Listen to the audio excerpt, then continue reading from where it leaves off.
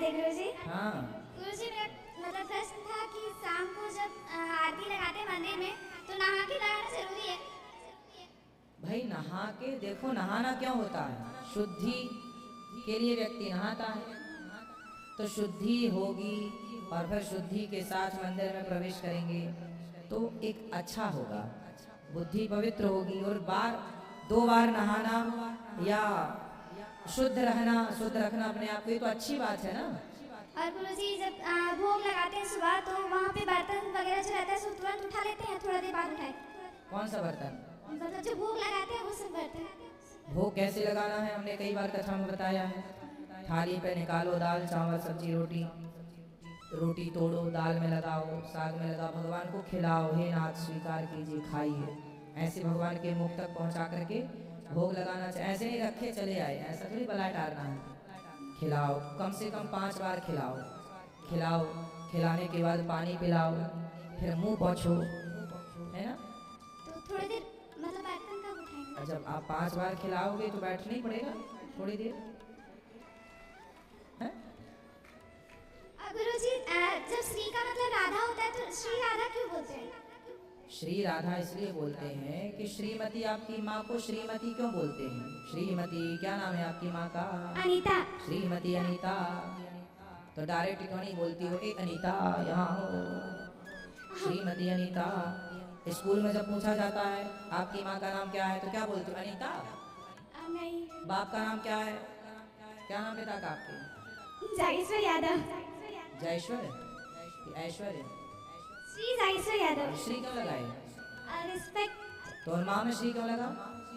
उनका भी रिस्पेक्ट। हाँ, ऐसे राधा रानी को रिस्पेक्ट के लिए श्री राधा।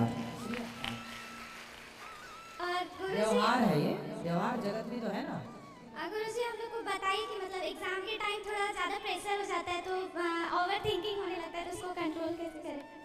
हाँ, एग्जाम के टाइम पर पहले से, जब कल एग्जाम है तो आज आप लोगों को ना तैयार करके विषय को रख लेना चाहिए और बड़े आनंद के साथ। आप सबसे पहले एग्जाम देने जब बच्चे जाते हैं तो सबसे पहले आप लोगों को पूरे प्रश्नों को पढ़ लेना चाहिए, सारे प्रश्नों को पढ़ लेना चाहिए।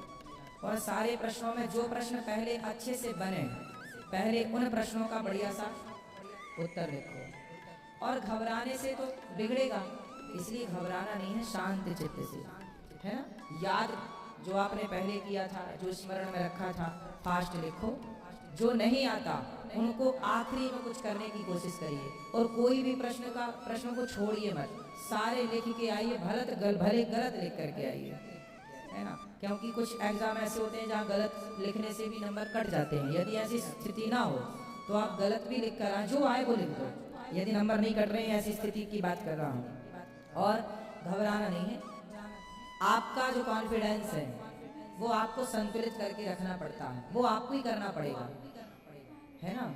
जो आपका कॉन्फिडेंस लेवल है उसको बढ़ाने के लिए आपको पढ़ना पड़ेगा।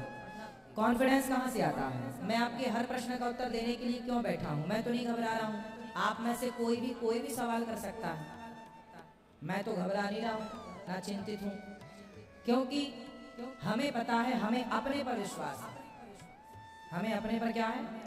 हाँ, हमें अपने पर विश्वास है कि हम आपके हर प्रश्न का उत्तर भगवत कृपा से देने की कोशिश करेंगे।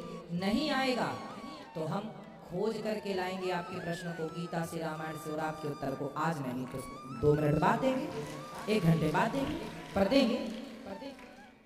तो हमें अपने पर विश्वास है, हमें इस पर विश्वास है कि हमने जो पढ़ा है वो ठीक पढ़ा है, हमें अपनी पढ़ाई पर विश्वास है। तो आप जब मन लगा के पढ़ लोगी, आप बढ़िया से पढ़ लोगी, तो फिर आपको अपने से कॉन्फिडेंस आ जाएगा। ओवर कॉन्फिडेंस भी नहीं होना चाहिए, उसमें भी बातें बिगड़ती हैं, पर संतुलित कॉन्फिडेंस तो होना चाहिए। खुद पर विश्वास रखो, किसी पर नहीं, खुद पर, स्वयं पर। मैं कर सकती हूँ, मैं कर सकता हूँ, भगवत कृपा से। गुरुजी हम लोग झारखंड से आए हैं, हमारे फैमिली पोथी पाठ करवाने के लिए हम लोग यहाँ आए थे, तो सबको आशीर्वाद दीजिएगा। कथा अच्छी लग रही है? हाँ गुरुजी बहुत अच्छा है। क्या अच्छा लगा आपको कथा में बेटा? आप जो बताते हैं सब कुछ।